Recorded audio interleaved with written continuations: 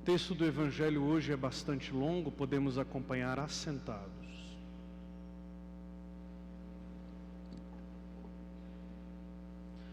Além de assentar, nós vamos combinar de, facilitando a mensagem, a captação da riqueza do texto, capítulo 4 de João. O exercício recomendado é a gente ouvir, mas ouvir no silêncio, ou seja, o silêncio da visão, fechar os olhos, se preferivelmente abaixar a cabeça, se desligar um pouco do que está à sua volta e silenciosamente do coração, de olhos fechados, imaginar o cenário, os personagens, o diálogo, a ênfase de entre Jesus, a samaritana e o narrador, para que você possa já, de antemão, captar boa parte dessa mensagem. Vamos fazer essa viagem.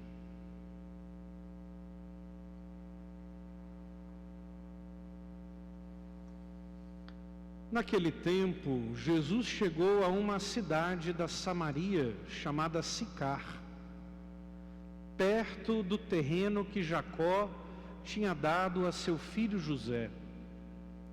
Era aí que ficava o poço de Jacó. Cansado da viagem, Jesus sentou-se junto ao poço. Era por volta do meio-dia. Chegou uma mulher da Samaria para tirar água. Jesus lhe disse: "Dai-me de beber." Os discípulos tinham ido à cidade para comprar alimentos. A mulher samaritana disse então a Jesus: "Como é que tu, sendo judeu, pedes de beber a mim, que sou uma mulher samaritana?" De fato, os judeus não se dão com os samaritanos. Respondeu-lhe Jesus: "Se tu conhecesses o dom de Deus, e quem é que te pede, dá-me de beber, tu mesma lhe pedirias e ele te daria água viva." A mulher disse a Jesus: "Senhor, nem sequer tens balde, e o poço é fundo. De onde vais tirar a água viva? Por acaso és maior que nosso pai Jacó, que nos deu o poço e que dele bebeu, como também seus filhos e seus animais?" Respondeu Jesus: "Todo aquele que bebe desta água terá sede de novo, mas quem beber da água que eu lhe darei, este nunca mais terá sede. E a água que eu lhe der se tornará nele uma fonte de água que jorra para a vida eterna." A mulher disse a Jesus: "Senhor, dai-me dessa água para que eu não tenha mais sede e nem tenha de vir aqui para tirá-la." Disse-lhe Jesus: "Vai chamar teu marido e volta aqui." A mulher respondeu: "Eu não tenho marido." Jesus disse: "Disseste bem que não tens marido, pois tiveste 5 maridos, e o que tens agora não é o teu marido. Nisso falaste a verdade." A mulher disse a Jesus: "Senhor, vejo que és um profeta. Os nossos pais adoraram neste monte, mas vós dizeis que em Jerusalém é que se deve adorar." Disse-lhe Jesus: "Acredita-me, mulher, está chegando a hora em que nem neste monte, nem em Jerusalém adorareis o Pai. Vós adorais o que não conheceis. Nós adoramos o que conhecemos, pois a salvação vem dos judeus. Mas está chegando a hora, e é agora, em que os verdadeiros adoradores adorarão o Pai em espírito e verdade. De fato, estes são os adoradores que o Pai procura. Deus é espírito e aqueles que o adoram devem adorá-lo em espírito e verdade. A mulher disse a Jesus: sei que o Messias, que se chama Cristo, vai chegar. Quando ele vier, vai nos fazer conhecer todas as coisas. Disse-lhe Jesus: sou eu que está falando contigo. Nesse momento chegaram os discípulos e ficaram admirados de ver Jesus falando com a mulher. Mas ninguém perguntou: que desejas? Ou por que falas com ela? Então a mulher deixou o seu cântaro e foi à cidade, dizendo ao povo: vinde ver um homem que me disse tudo o que eu fiz. Será que ele não é o Cristo? O povo saiu da cidade e foi ao encontro de Jesus. Enquanto isso, os discípulos insistiam com Jesus, dizendo: mestre, come. Jesus, porém, disse-lhes: eu tenho um alimento para comer que vós não conheceis. Os discípulos comentavam entre si: será que alguém trouxe alguma coisa para ele comer? Disse-lhe Jesus: o meu alimento é fazer a vontade daquele que me enviou e realizar a sua obra. Não dizeis vós: ainda 4 meses e aí vem a colheita? Pois eu vos digo: levantai os olhos e vede os campos, eles estão dourados para a colheita. O ceifeiro já está recebendo o salário e recolhe fruto para a vida eterna. Assim o que semeia se alegra junto com o que colhe. Pois é verdade o provérbio que diz: um é o que semeia e outro o que colhe. Eu vos enviei para colher aquilo por que não trabalhastes. Outros trabalharam e vós entrastes no trabalho deles. Muitos samaritanos daquela cidade abraçaram a fé em Jesus por causa da palavra da mulher que testemunhava: ele me disse tudo o que eu fiz. Por isso os samaritanos vieram ao encontro de Jesus e pediram que permanecesse com eles. Jesus permaneceu aí 2 dias, e muitos outros creram por causa da sua palavra. E disseram à mulher: já não cremos por causa das tuas palavras, pois nós mesmos ouvimos e sabemos que este é verdadeiramente o Salvador do mundo. Palavra da salvação.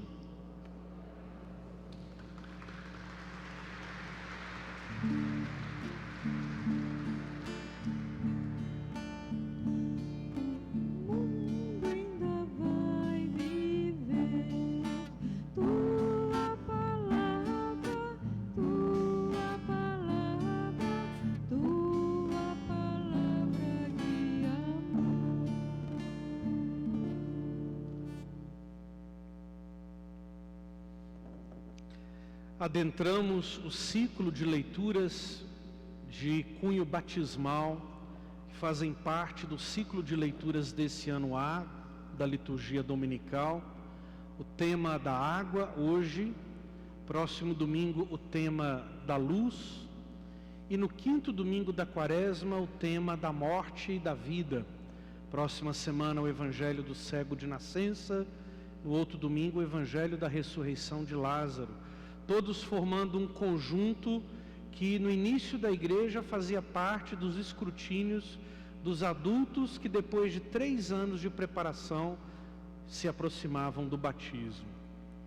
Hoje, com a aspersão que recebemos, que recorda o nosso batismo do ato penitencial, aspersão que será repetida na noite da Páscoa, no dia da Páscoa, na oitava da Páscoa, e é recomendado pela liturgia que seja feita todos os domingos da Páscoa.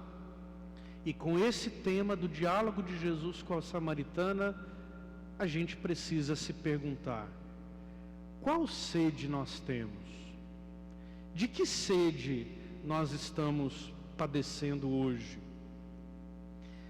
Na primeira leitura do capítulo 17 do livro do Êxodo, o povo, no caminho que fez entre o deserto até a terra prometida, ou seja, do Egito, onde eram escravos, para a liberdade, no meio do caminho reclamaram contra Moisés, dizendo: por que nos fizeste sair do Egito? Foi para nos fazer morrer de sede, a nós, nossos filhos e nosso gado? E como ouvimos no restante da leitura, Moisés bate com o cajado na rocha, brota da parte do Horebe água para o povo, mas o mais importante não é esse, entre aspas, sinal ou milagre da água que Deus dá no meio do caminho do povo, mas a grande pergunta é essa murmuração. Quando estamos no deserto, sentimos sede, mas é muito importante saber de que sede nós estamos falando. Hoje é preciso perguntar: o nosso povo tem sede de quê? Talvez a melhor pergunta seja: temos sede de quem? Tentamos aplacar, tentamos matar a sede de muitos modos: sede existencial, sede dos nossos desejos, sede de sucesso, sede de poder, sede de coisas materiais, mas nenhuma dessas águas matam de verdade o que nós buscamos. A samaritana, quando naquele poço estabelece um diálogo com Jesus, consegue matar a sede que não é só dela, mas é de toda a Samaria, lugar que flertou com outros povos e com outras divindades, como podemos ver na simbologia dos maridos. No capítulo 16, no versículo 16, no capítulo 4, essa mulher escuta de Jesus: vai chamar teu marido e volta aqui. E a mulher então responde: eu não tenho marido. Jesus disse: disseste bem, não tens marido, pois tiveste 5 maridos e o que tens agora não é o teu marido. A palavra marido em hebraico se diz Baal, e a mesma palavra Baal em hebraico se diz para ídolo, que é um deus estrangeiro. A Samaria é um pedaço da terra de Israel que não se converteu como os judeus e flertou 1500 anos antes de Cristo com os deuses estrangeiros. Então a sede daquela mulher é sede de conhecer de verdade qual é o Deus que mata a sua sede.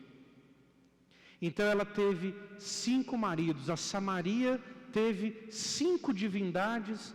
Naquela ocasião cultuava uma outra divindade e agora encontrou o 7º e definitivo, que deve ser Jesus. Número 7, número da perfeição.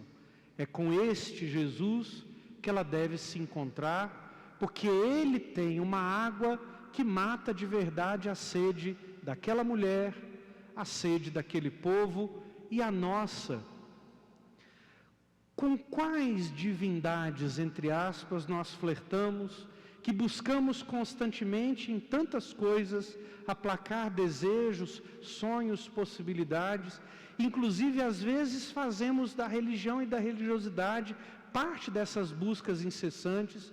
De manhã eu dizia, tem tanta gente que flerta com trânsito religioso. Uma hora, isso acontece muito entre os evangélicos protestantes, mas também acontece entre os católicos. Uma hora está numa igreja, outra hora está em outra, depois está em outra, depois está em outra. Não sossega nunca, nunca sossega, porque de verdade não entendeu que tem só uma água que lhe basta, a palavra. E nós não podemos fazer da palavra um instrumento de venda e de troca. Inclusive, depois que Jesus oferece para ela a verdade sobre ela mesma, ela deixa o cântaro e vai correndo para a cidade anunciar que tinha encontrado de verdade o sentido da sua vida. Tinha visto em Jesus de verdade o significado dessa água. Na metade do tempo da Quaresma, indo já para os últimos 20 e poucos dias, somos convidados também a redescobrir o que aconteceu conosco no nosso batismo, por que tantos receberam e ainda hoje recebem o batismo e não conseguem ficar encharcados e não buscam de novo renovar o seu batismo, não cuidam do seu batismo e não estão conosco mais. Porque de verdade talvez não sabem buscar o que precisa ser buscado. Ou não conseguem encontrar quando vem de verdade a palavra, porque buscam ou satisfação pessoal ou caprichos a respeito de sua fé e não de verdade a fé verdadeira. A fé verdadeira que essa mulher encontrou engaja, fixa, forma a comunidade, nos empenha em participar da comunidade, mostra e nos faz ver que nossa comunidade, como uma família, é bela, mas tem defeitos. Se olhando de perto, como diz o ditado, todo mundo de perto é meio doido, né? Então a gente precisa de olhar de perto nossas comunidades, olharmos a nós mesmos e entendermos nossos defeitos, nossas limitações, mas amar de verdade, fazer parte dela, participar da comunidade com o mesmo sorriso de quem encontrou de verdade a fonte. Os biblistas gostam de traduzir o poço como fonte, não é? Também as palavras em hebraico e grego são parecidas. Mais do que um poço, naquele lugar, no vilarejo de Sicar, aonde aqueles samaritanos buscavam água, Jesus é a fonte da verdadeira água. Ele é agora o novo poço de Jacó. Ele é a fonte da água viva, onde buscamos e não temos mais sede. E essa vontade de buscar sempre água, essa sede que temos e que precisamos sempre querer aplacar, também é boa, não é de todo ruim, que nos faz então vir, participar da comunidade, receber de novo as bênçãos, receber de novo a mesma palavra, voltar para casa, comunicar aos outros, trazer outros que ainda não descobriram e não conheceram essa mesma água viva. Semana que vem, e aí eu vou dar hoje spoiler. Spoiler é uma palavra inglesa que significa estragador, né? Mais ou menos assim. Porque hoje é dia do Oscar, né? Então eu estou torcendo para o Fabelmans do Spielberg. Não sei se eu vou ganhar, né? Mas vamos ver. Mas semana que vem eu já vou dar um spoiler do que a gente vai falar. A semana que vem a gente vai ter que se perguntar: o que eu quero enxergar? Como eu devo enxergar? O batismo que me lava hoje, a água que me purifica, me capacita para enxergar o mundo com os olhos de Deus. Mas como tem sido difícil enxergar o mundo com os olhos de Deus.